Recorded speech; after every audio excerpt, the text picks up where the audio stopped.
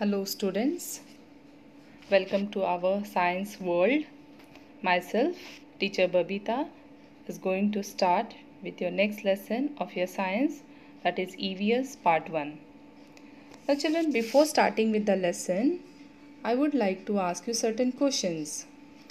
Now children, during this lockdown period, you must be attending your online classes, right? Your online classes, because it's not possible for you as well as for us to go in the school and to learn or to teach something. So children, you are attending your online classes using your mobile phones, your laptops, isn't it? So when you are using your mobile phones or laptops for studying, you are using it for a very long period of time. And when you are using for it for a long period of time, for hours and hours, you sit with your mobile, your laptops, and you study.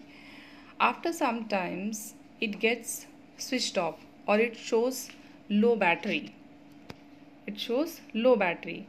So children, what is the next thing you do when it shows the sign of low battery or it gets switched off?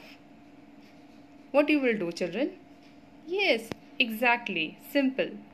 You will put your mobile phone or your laptop on a charging, right? When you will put your mobile phone or your laptop on a charging, what happens, children, after that? Yes, exactly. It gets charged. So when it gets charged with the help of electricity, what will you do? It will remove from the charging and you will start with your working again, with your studying again. Now children, what does it mean? The electricity provides energy to your mobile phones or your laptops and you start working again. That means your mobile phones become active again and it will work again. Exactly in the same manner, children, when your body energy level goes down, when it comes down after doing a lot of physical work or a lot of work or household work or studying, you will feel that your energy level comes down, you goes down, and you will feel very tired. At that time, children, what you will do then? You cannot put yourself to the electric charge or electricity or for the charging. So to charge your body, what you will do, children? Exactly, very good. You will eat food. You will eat food. You will prefer for eating something or drinking something. That means the food which you will eat, it will provide energy to your body. Exactly. The food is very essential for all the living things and it provides energy to our body. So the next lesson we are going to start is related to the food only, children. So that is the lesson number 12, food for all. So this is the new lesson which we are going to start. Now children, the food which you eat, what are the things included in that? The food which we eat, what are the things included, like rice, chapati, vegetables, cereals, grains? These are the different things included in the food.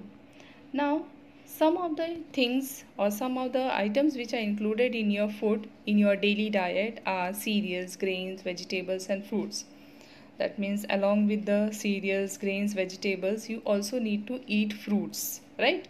Because fruits gives lots of vitamins and it is also contains lots of fiber so that your body remains healthy. Now children, may I know what is your favorite fruit? Yes, don't want to say. Okay, if you will ask me what is my favorite fruit, I would like to say exactly mango.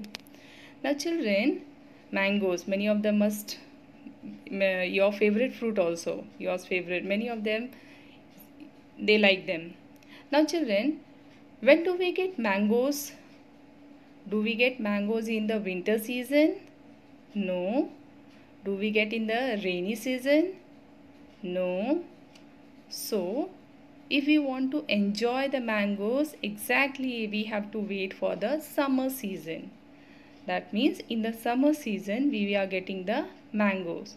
So basically I can say that children, when the mangoes we are getting in the summer season, The mangoes is also called as a summer crop because we are getting it in the summer season, so it is called as a summer crop. So basically children, as like of mango, there are different varieties of crops which are grown in a particular season only, or you can say that in their favorable season. Many different types of grains are there, many different types of vegetables or fruits which are grown in different seasons and different locations and different soil, because all the fruits or grains cannot be grown in the same season or in the same soil or in the same location. Each and every crop has a favorable season.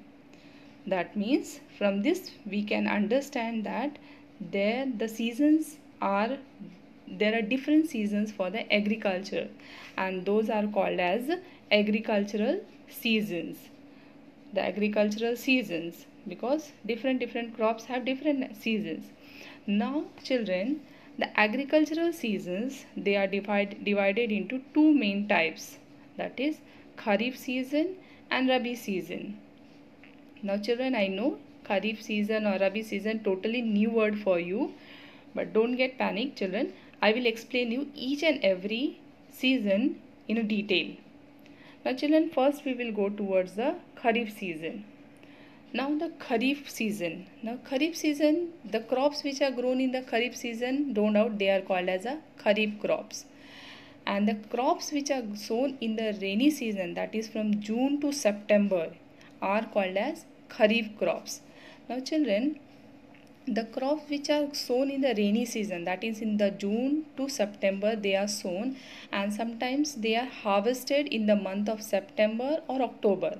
Now harvested, what does harvesting means children? You know, harvesting means when the crops get matured or when they get ripened, they are being cut off, or the cereals or grains are separated from the plant. That is called as harvesting.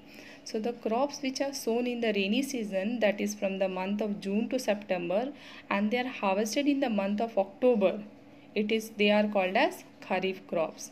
And this season from June to September is mainly the rainy season in India. Generally in India, those period is the rainy season.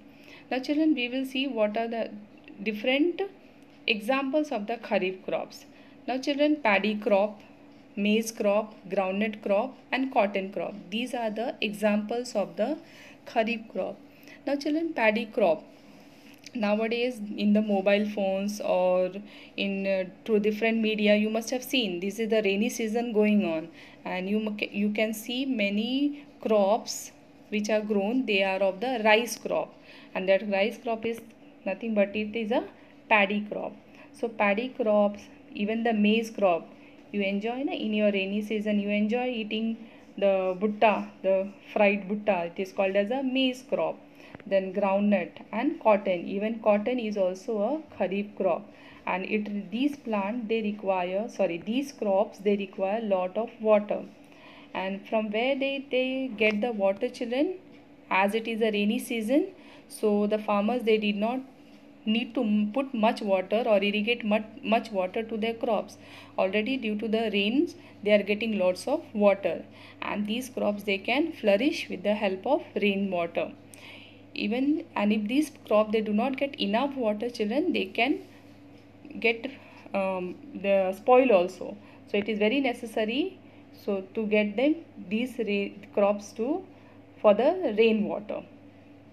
Now children, if we will go towards the next, that is a rabi crop. Now the rabi crop, they are grown in the winter season, and the season is mainly from October to March. In the month of October they will be sown, and maybe in the month of March or April they are harvested. So this time period is generally the winter season in India. So they are called as a rabi crops. And children, these rabi crops, when they are grown, the examples you can see the rabi crops are wheat, mustard and pea. Now children, when these crops are sown, they did not need much water for their irrigation. And children, from where they get water? They will get water from the stored groundwater. Yes, exactly. After the rainy season, the water which is stored in the ground, it is used by these type of crops, and no doubt little bit water the farmers are irrigating, their farmers are putting to these crops. So with all these crops, they flourish and they grow. So these are the examples of the Rabi crop. So we have seen two types of crops, that is Kharif crop and Rabi crop. Now children, along with the Kharif crop and Rabi crops, there are certain crops that are grown from the March to June. That means from the March to June, some of the crops they grow, and those crops are called as a summer crops. Now example, mangoes. I told you children in the previous video I have shown you about the mangoes, and I have told that mangoes, they are, as it is grown in the summer season, they are called as a summer crop.